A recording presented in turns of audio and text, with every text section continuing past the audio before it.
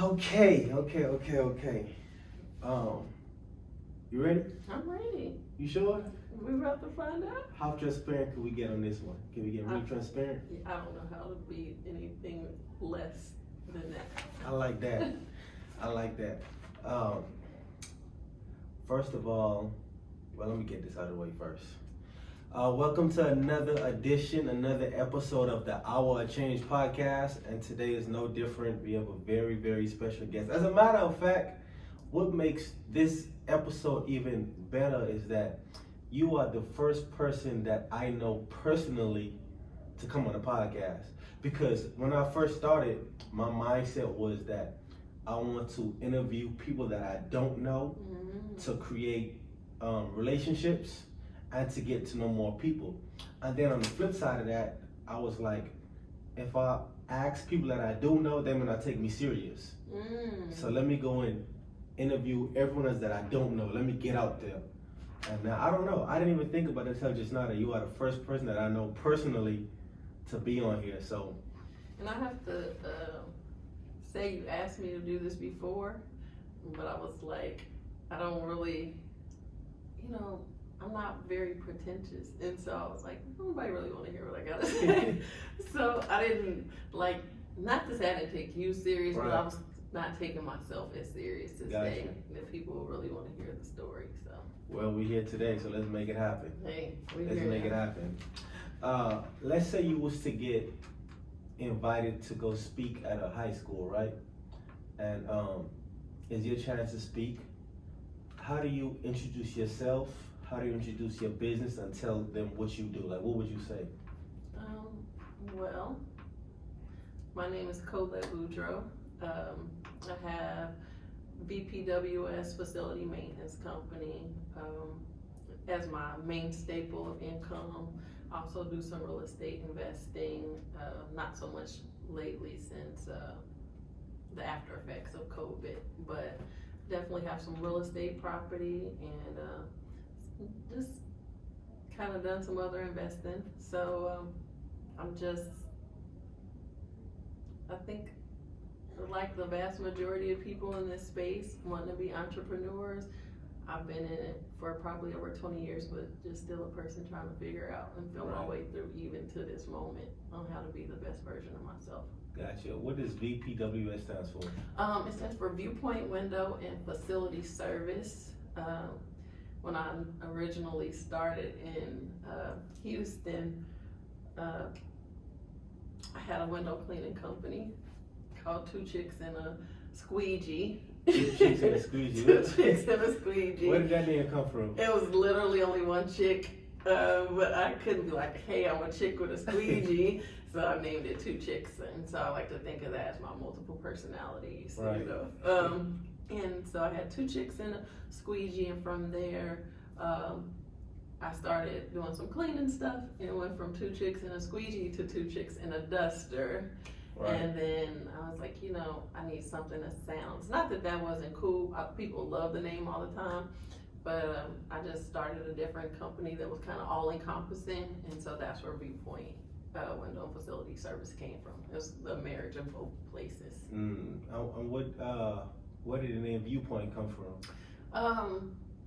That's a good question. Nobody asked me that. I'm very introspective. Viewpoint actually came from just my collective experience as an entrepreneur. Being an entrepreneur is all about perspective and how you view things. And so, and then even how people perceive you.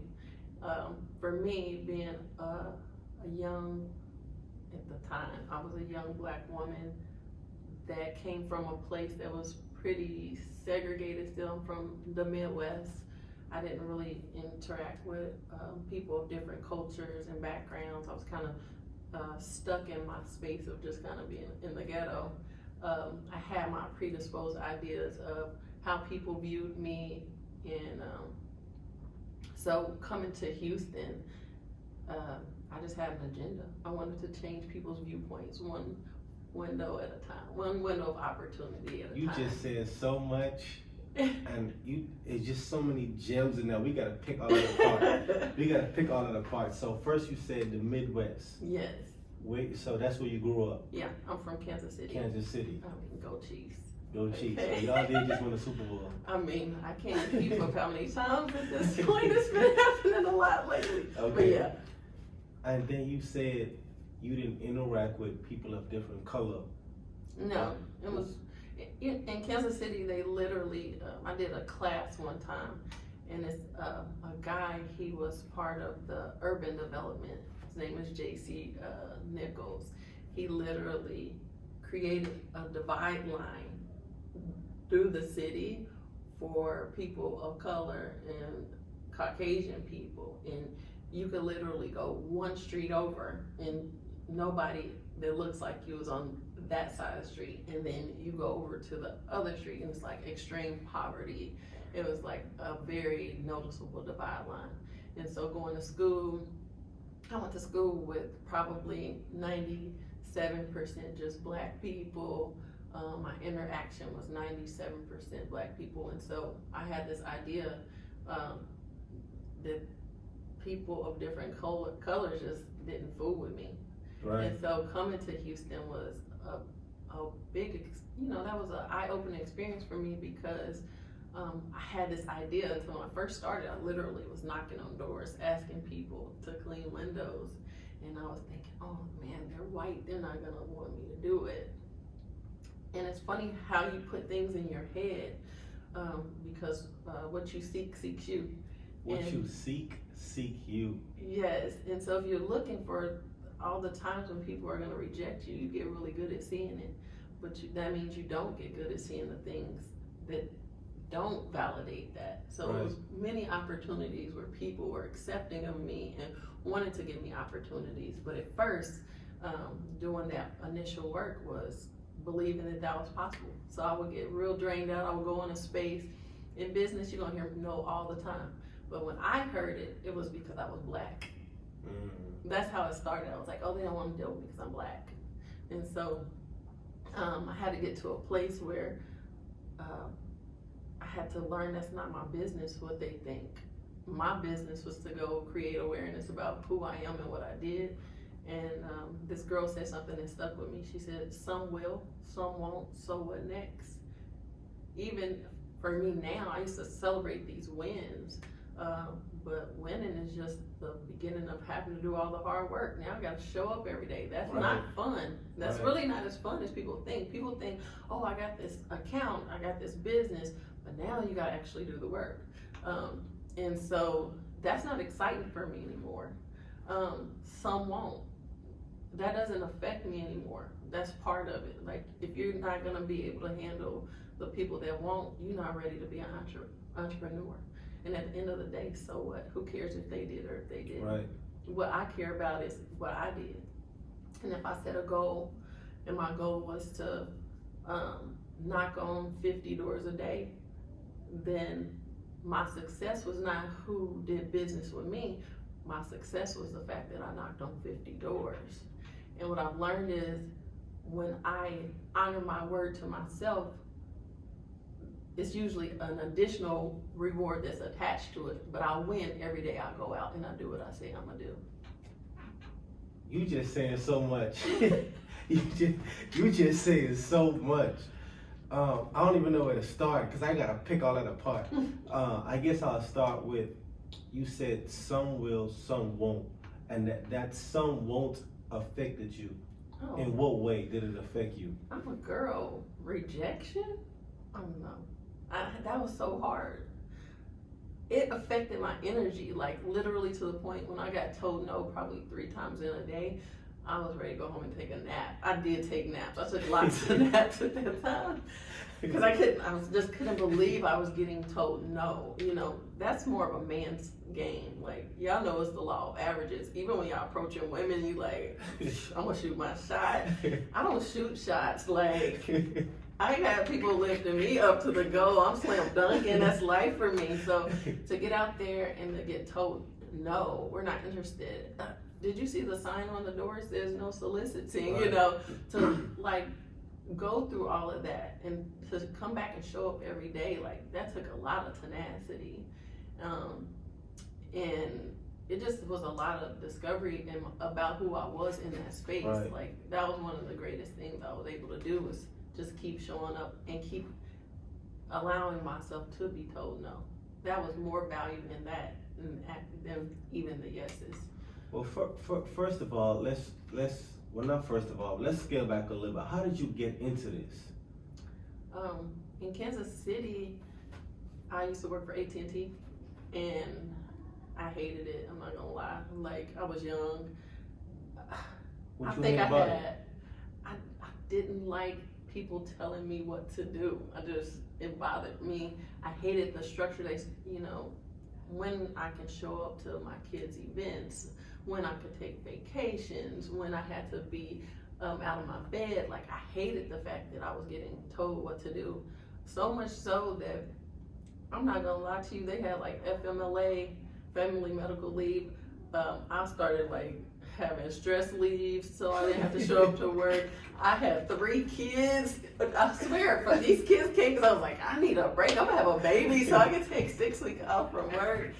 I was there for like 8 years, and I probably worked 3 of those years. I was finding a way to not show up. And so eventually they had made this building. It was a new building. And I came back from a stress leave, and the new building was literally a building with no windows. And I said, so this is real life prison now. This is like, I go to work every day to prison.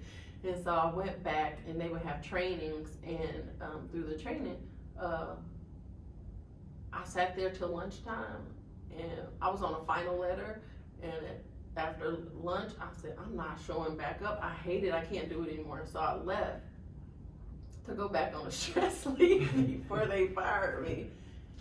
And God is so amazing. They just so happened to have a voluntary layoff. So I got paid like about $20,000 to quit. I was gonna get fired. Right. But so much so that I called the attendance manager. I was like, if I apply for this, not come back, are you gonna fire me? And I'm not. Right. He was like, no, if you get it, you get it. And so I ended up being one of the fortunate ones. I got paid to leave. And so I wanted to start a business, and I knew nothing about business. I was trying to figure out what to do next, and I went to Atlanta to visit a friend. And when I was there, it was so inspiring. I would look up on their billboards, and it was all of these successful Black people. Because again, you gotta remember, I come from a poverty, impoverished place. You didn't see that. I didn't have examples of people that were in business. You know, my background was a mom who worked for the city as a painter. My dad was an abuser of drugs his whole existence. And so, yeah, I only knew ghetto stuff. And so, but I came back and I wanted to do something different. So I started a boutique called Coco Boudreaux's, and it was an eclectic women's accessory boutique. I was also a mortgage loan officer at the time. And so I was doing that. I found I hated going to a building every day. It was just like torture to me. I didn't like the structure of that. And so during that time, I had an incident where it was this guy that liked me, and he was like shady, but he did house stuff. And I said, hey, listen, I'm not with the shady stuff. If you got a good deal, bring it to me. But he kind of worked me. I was young, so he was coming around. He was like, giving me money and being real sweet to me. And so one day he called and he was like, hey, I need you to pull a credit report for me. And I was like, okay. And against my better judgment, I felt that in my heart, like, I don't know if this is a good thing to do, because I didn't talk to the person you're supposed to talk to him. Right. I pulled the credit report for him, and within 2 months, I get a phone call from a lady saying, hey, we saw that you pulled my credit, and da-da-da-da-da. And I was like, I'm just shocked at that point. So I'm like, no. And she was like, well, the feds are gonna be investigating this. And I was like, there's no way. She's just saying that to scare me. So I didn't think nothing about it. About a week later, the feds called me, and they wanted to talk to me. So I'm like, what the hell? So I ended up calling the guy, and he didn't answer. And so he called me back. And when he called me back, it was, the number had the name on it of the lady who had called me about her credit. So I'm freaking out. I'm like, what the hell? I was like, don't call me from this number. I was like, these feds are asking me these questions. I told you I didn't have nothing to do with it. And he's like, well, I told him you didn't have anything to do with it. I was like, they came to talk to you about me. You didn't tell me. So anyway, it led to this big thing. I ended up getting in trouble from that. They gave me 90 days house arrest, and I cried like they gave me 90 years because I couldn't believe, because I kept saying, I didn't do nothing. Right. It's no way they're gonna give me probation. I don't even know if it's a such thing as federal probation at this point, but I thought I was gonna get it. And I got a record from that, and I cried because in my mind at the moment, I thought that meant I was gonna be doomed to $12 an hour working a job. So in that moment, I knew from here on out I had to go hard because I was gonna have to work for myself. And so during that time, as that's happening, I was doing real estate. The bubble busted. It was around 07. Bubble busted. They had the real estate bust. So everybody was doing these loans. They were called ARM loans. And so what they would do is give you initially a low interest rate for 2 years, and then they would like start to accelerate. And they were doing that for a lot of people that were poor to get them in the houses, but it wasn't sustainable. So people were losing houses. It was like a really like hard financial time for a lot of Americans. So that happened. I was going through a divorce. I lost my house. I lost my car. I pretty much lost everything, but I probably lost my mind a little bit too. I stayed healthy some way throughout all of that, but it was just a breakdown of God introducing himself to me in a really intimate way. And so where I looked at it like I was being punished, he was just tempering me for the next step. And that next step was to move to Houston. And so to make a long story short, this went really long, but when I got to Houston, I prayed. And I said, okay, God, I said, I keep telling you what I want. I said, this time you tell me what you want me to do. And so I'm talking to a friend of mine one day on the phone, and he's telling me about this show about people that have these small businesses that end up making, really low investments, but they made a lot of money. So he was telling me about the pooper scooper business, that people were literally going to clean up dog poop, and they were making like $1 million. And so I was like, what kind of business could I start like that? And so I'm walking to the trash can, and it was like God spoke to me. He was like, you gonna clean windows? And I was like, no, I'm not. I was like, do you see all these bums clean windows? So my competitor, I think I'm a model at this point in my life. So my competitor is gonna be a bum on the street that's cleaning windows. Are you serious? And he was like, okay, I said what I had to say. And I was like, man, all right. So wait, hold on. You said God spoke to you. How did you know God was speaking to you? You have to remember, so I'm condensing all this. It's really a condensed version. But I was going through a lot from the loss of my business and getting indicted. Like I'm having a real spiritual awakening. Right. And so he's introducing himself to me. Like I can start to realize his ways.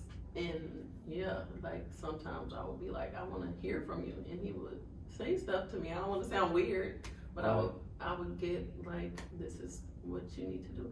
I could hear him. I will listen. Got you. And so, but I started driving down the street one day, and I looked, and everywhere I looked, it was windows. And I said, it's over 6 million people in Houston. It's probably more now. I said, you don't even need 1%. If you had 0.001% of those people, you would be super successful. And I said, if you can't get 0.001% of these people, like you're a bum. Right. And I said, I could do this. And to this day, window cleaning was actually the best job I ever had because I just moved here. I have 3 small kids at the time. I would work in between the hours of them going to school. They thought I was a stay-at-home mom for a long time. So I was able to take care of my kids. I was able to grow my business. I was able to like garner a lot of skills to get me prepared for the next level of leadership. And he showed me that if you're willing to be lifted up, you gotta be willing to be a servant first and be humble. So yeah, you are gonna clean windows like the bums. Are you willing to go through that? You know, it's not pretty. People would call me and say, "What you doing?" My brother called me one day, "Hey, what are you doing down there?" I was like, "Oh God." I was like, "Yeah, I'm a window cleaner." And he was like, "Oh, okay."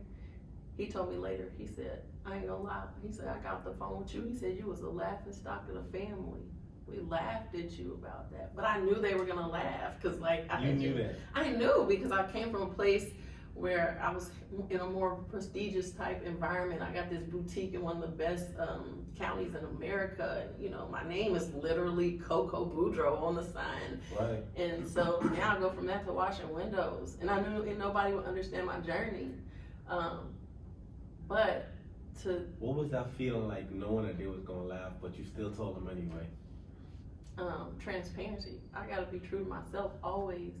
It didn't matter what you think. And if it did, then I needed to check myself and say, for some people it do matter. Why did it matter to you? I'm not gonna say it didn't matter to me, but I will say that when it did matter to me, I had to ask myself why. And it was always because of an ego thing. And this wasn't about my ego. This was about my journey. And so I didn't, I had to learn how to shed that. But that was part of my process, because in leadership, and when you being a real leader, there ain't no egos involved in that. As much, I sign checks for many employees at this point, but I'm a servant. I still serve them. I take care of my people. Like I never gravitated above that in a way, even though my position went higher. Every level of that has been about leadership about servitude. Everywhere I go, always, still to this moment.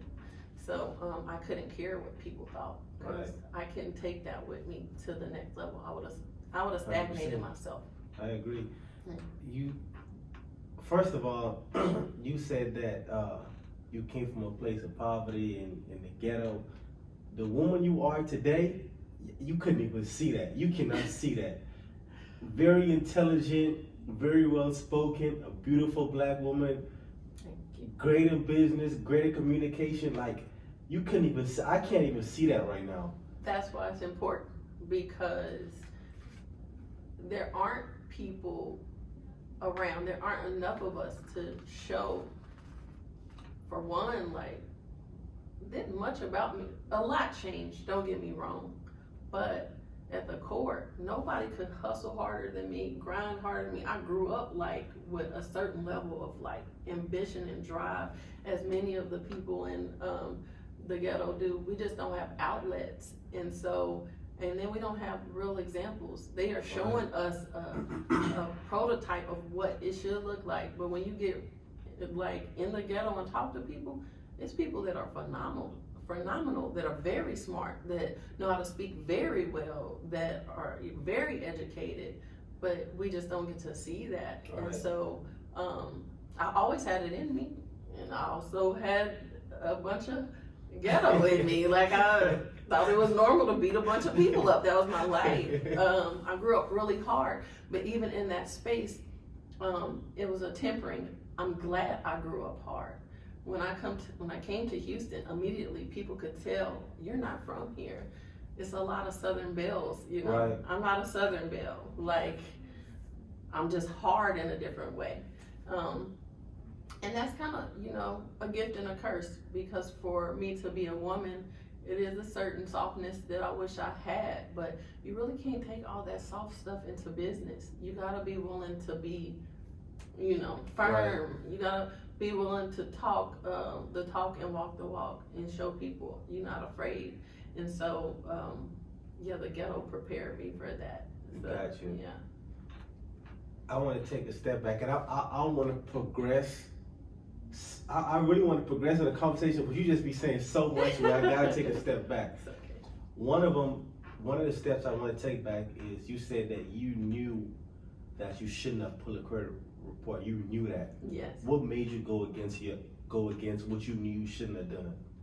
Young, wanting acceptance, knowing like this guy had just gave me like $5,000 to put towards some marketing stuff, and feeling like, dang, if I don't do this, he may not do something for me later on. Just having that youthful ignorance, because at the end of the day, knowing what I know now, I like to think of it like this. This has really helped me. This is it's inappropriate. You can block this out if you need to. Try to make it as kid friendly as possible. It's gonna be definitely kid friendly. It won't. So when I moved to Houston, I was struggling, and it was this guy. He liked me, and he offered me $15,000 to, sleep with me. And I'm not gonna lie to you, I thought about it real hard. I think most people will be fake when they be like, when you're poor and somebody offers you that. I was like, oh man, I could really use that. And again, God spoke to me. Or more than that, he showed me a vision. He said, when I created you, as I'm creating you, I'm already putting all your riches to the side. Everything you ever will have, everything you need was already put to the side for you. You will not be able to add one thing to it or take one thing away from it. So if you sleep with that man, that's the equivalent of somebody, you sleep with him and him giving you your own stuff back. Right. It was already yours. So if it's yours, you don't have to compromise yourself in any way to get what's already yours, if that makes sense. At that point in my life, I didn't understand that. I thought that I had to compromise in order to excel and make it to the next level. And so through my journey, and getting a little bit older, I understood. But at the time, I just lacked that awareness to say, I don't have to do that for you. And if you don't want to do anything for me, because otherwise, now I see it, he was just working me. He was just preparing me for his, his thing. Right. And so I just did it out of that, wanting to be accepted, wanting to keep my good thing coming in, which ended up being a bad thing. And that's why you don't compromise yourself, because it's not worth it. So for the next young lady that may go through the same situation or something similar, what advice you got for them? You are God's masterpiece, fearfully and wonderfully made. And that word, fearful, meant with respect. As he was forming you, he formed you with respect to be respected. And so you don't have to compromise, because he already has put on in your life everything that you will ever have. You don't have to compromise yourself in one way to get what was already yours by divine right. With that word compromise, now I'm thinking about it. I feel like God speaks to you every time a situation come up where you may have to compromise your morals and your values. And that's what they say, like you hear that inner voice talking, hey, don't do that. And I feel like that voice is always there when it's a time to compromise your morals and your values, knowing right from wrong. So the way you worded that just made me think about that, like, okay, anytime I hear that voice, it's because it's something about the compromise, and I know that I shouldn't do that. Because you don't have to. And let me share how that expounded for me in business. I feel like as a culture for Black people in America, we have this thing about sharing, And so I remember when I was cleaning windows, this guy walked up to me and he said, what's that solution you using? And immediately the hater came out of me, because I was like, what? I was like, it's a special solution. And so I walked away, and God said, that wasn't a special solution. That was some Dawn dish liquid and some water. Why were you afraid to tell that man that? And it challenged me, because in life, we don't want to share because we feel like some way by sharing, we're taking something away from us. Right. And that's not true, because again, I can't add one extra thing to that pile of riches that he gave, and I can't take one thing away from it. And if you need to, the information to go on your journey, whether that was me sharing that to help you be way bigger and better than me, that wasn't gonna add or take away one of the things I was supposed 100%. to have, right? But what it does do, it gives me the luxury to say, I got to share in your experience. So that enriches my life to say, you know what, I remember that time. Right. He asked me what the special solution was. I told him it was Dawn dish liquid, and he took that. And maybe if it wasn't for me sharing that, he wouldn't have been that person. So we got a small piece where me and you connected, and we got to experience that together. I feel like that's much more powerful, much more enriching. I'm really helping other people learn how to be rich as I grow rich, because I've learned it's not really fun to be rich alone. True. It's hard. I have a saying, I would rather eat, instead of eating steak alone, I'd rather eat chicken with my whole team. If that's what we gotta do, I'd rather do that than sit alone and eat well by myself. So. Gotcha. And then another step I wanted to take back was you spoke about the feds getting involved, being on house arrest, and I know that at that time your mind probably was in a crazy space, just mentally. What was that? What was that like? That was crazy. Mental. Well, sorry, not mental. House arrest. That's you were in the Ica monitor, basically. Oh yeah. It's funny because. And then you also said that you felt as if your life wasn't gonna progress and that you were gonna be stuck to making like $12 an hour, and now you're making whatever you make now, right? So. I think one of the things is that it may be the people that go through the same situation, they make certain decisions that's going to affect them, that they think is going to affect them in the long run. Mm-hmm. How did you?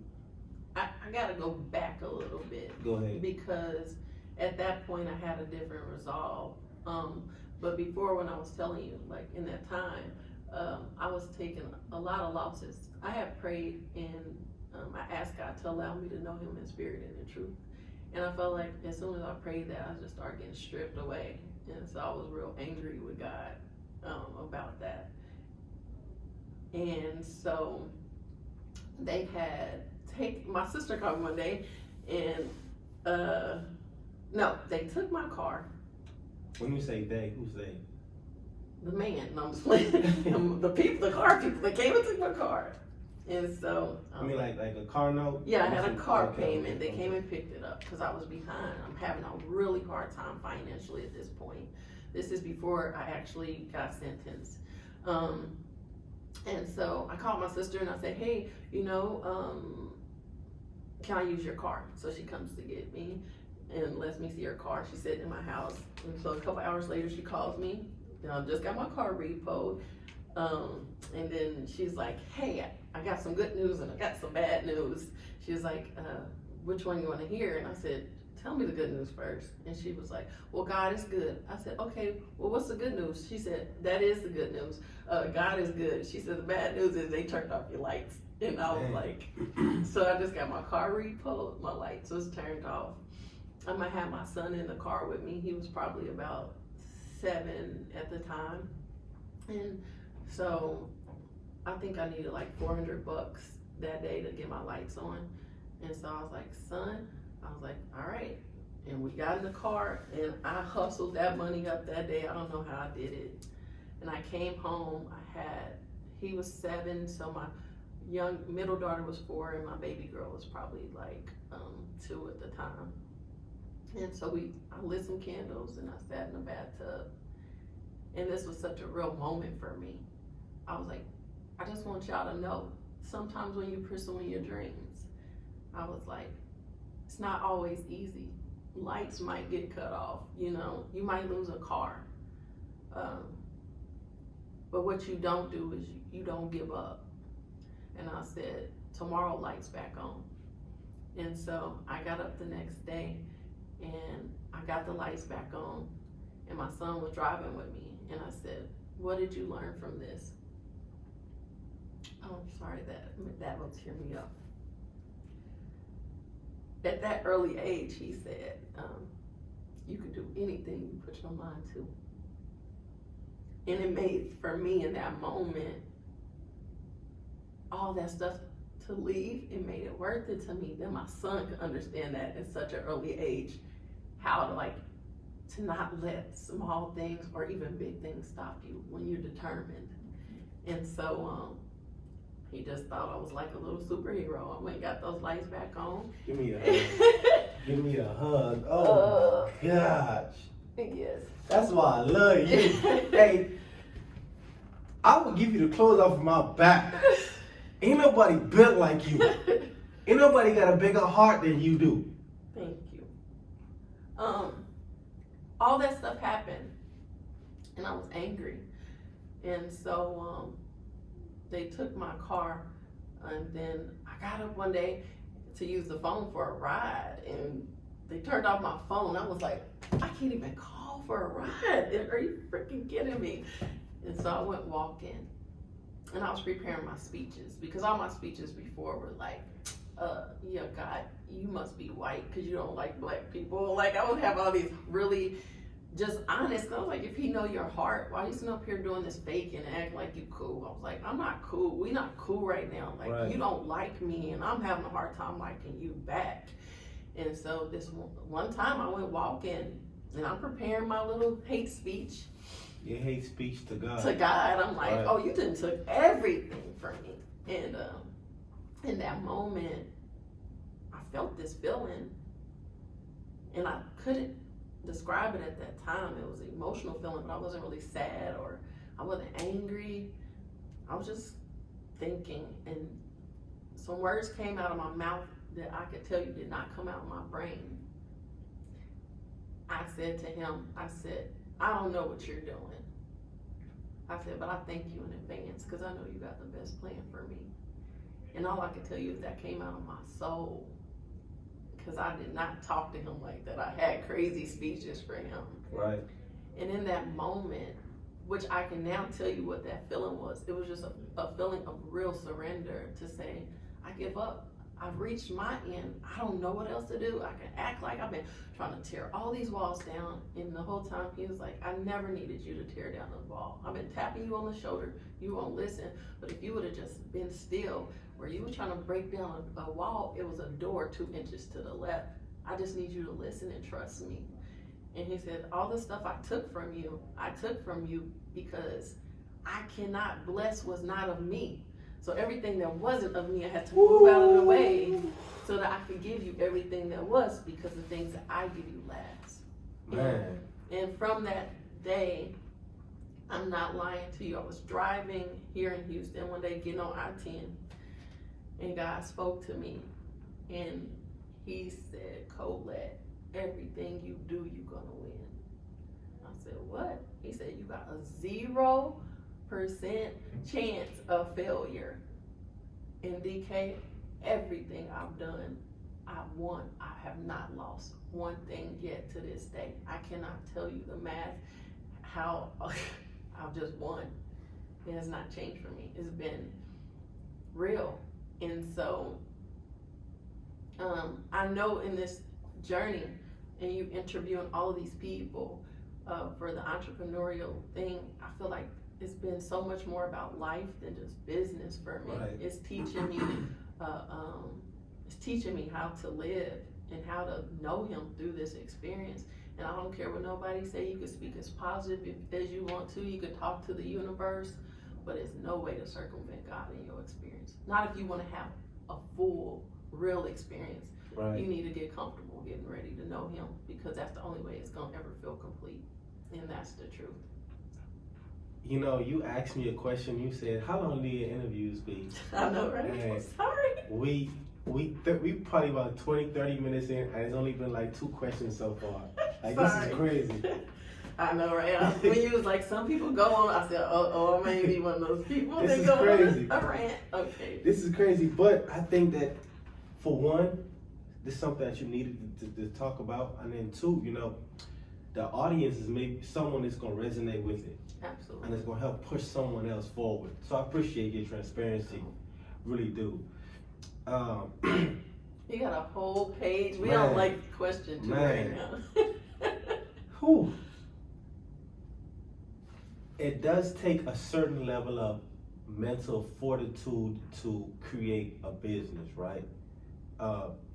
If you was to put your finger on just one word that got you from when you started your business to now, what would that word be? God, but not outside of that. I would say the one recurring word that I heard at first was courage. My mom always was like, "You're so timid." Like, people do not know that about me. Timidity is like a deep-seated like personality trait for me. I don't get that from you at all. Exactly, because this experience has taught me that sometimes, no matter what, even if you got to do it scared, you do it. And so what I learned through that experience is that I was very courageous. And so courage does not mean the absence of fear, you know? But as I walk the journey now, I feel like my greatest gift that I can give to my kids and to give to anybody in my space is fearlessness. Because fearlessness looks past fear and it only seeks out the love of whatever you're doing, because perfect love casts out all fear. So anytime I'm even feeling fear, my job is to ask myself one question: what are you afraid of? I'm like, oh, well, that building is big and they probably won't even let me in the door. And then my next thing is, well, you gotta face your fear.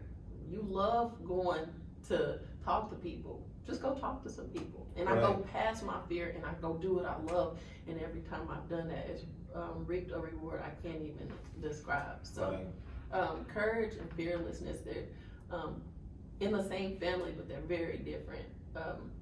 And I hope that people would do it even if they're afraid, and then get to a place where they say, I'm tired of being afraid. I'm gonna do it because I love what I'm doing. One more step back before we progress. You spoke about knocking on people's doors. That right there takes a lot to do. To go knock on people's door, that's mentally it takes a lot. What was that like for you? Oh my God, it's so many layers, and I don't want to be that person. But it's a whole journey that went with me knocking on doors.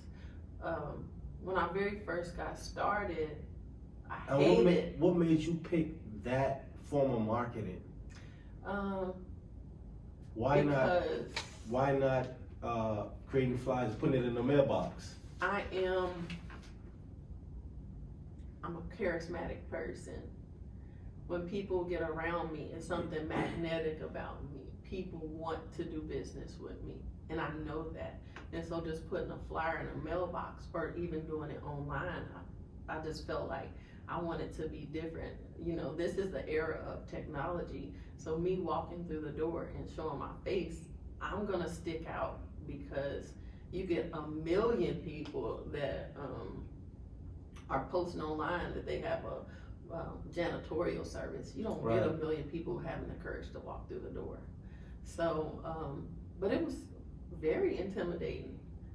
But in that space, and I hate to do this, but I gotta go through it. When I first started doing my marketing, I hated sales. I was scared of it. And so I prayed again. And I was like, what can I do? And I was like, everybody loves gifts, and just give them a gift. And I was like, well, I can't afford to give everybody gifts. And so one day I was looking and I had this ivy plant, and I kill all the plants, but this one was living.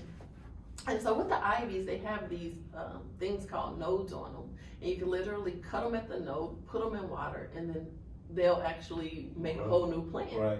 And I was like, I looked at the plant and I was like, that's about 100 freaking plants, like. Right. And I did the math, and I was able to buy all the stuff I needed, and I spent about $1 a plant. And so anyway, I started the plants, and it was so many lessons wrapped up. I started in December, and man, I was doing everything wrong. I was putting those plants in water, and they were literally melting. And Okay. So to those that have made it this far in the episode, I just want to say thank y'all for tuning in and watching this episode. I humbly regret to inform you that this episode was cut short because of a fire alarm that went off in the building, and we had to get out. But I did feel like it was a whole lot of information, and the vulnerability and the transparency that we have, that she spoke about in these past 45 minutes, was something that that I believe that we can learn from. So I wanted to get it out and share it with y'all, and I hope y'all enjoyed it as much as I enjoyed creating it for y'all. As you know, I am very grateful and very honored that you took your time out today to even check this video out. And I just want to leave a word of wisdom with someone today, and that is to go after your dreams. Go after your dreams, no matter how long it take, no matter how much times you go after it and it don't happen. Keep going, keep pushing, keep fighting, because persistent pays off. There is a place in the world for people that are constantly persistent, and you got this. So I just want to take this moment to encourage you today to keep pushing forward, keep pressing forward.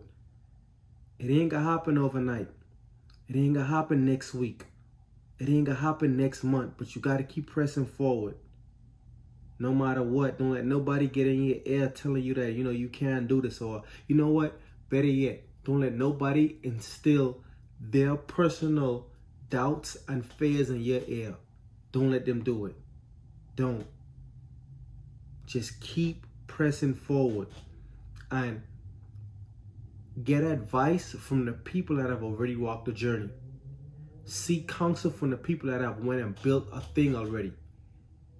And surround yourself around the people that want to see you grow, that want to see you win at the highest level. And remember, the journey isn't merely about you. It's about the impact you could create in someone else, for them to grow, for them to be the best version of themselves. And that's one of the reasons why I started this podcast, because I want to help other people grow. So thank y'all again for tuning in this far. And yeah, that's it. I love y'all. Truly, I love y'all. Seriously, I do, because without y'all, this wouldn't even be possible. So if this has resonated with you in any way, or if any of our episodes resonated with you in any way, please take a moment to just share with a friend. Leave us a great review. And that type of stuff helps our mission grow. It helps us grow. So again, I appreciate y'all. Thank y'all for tuning in. Love.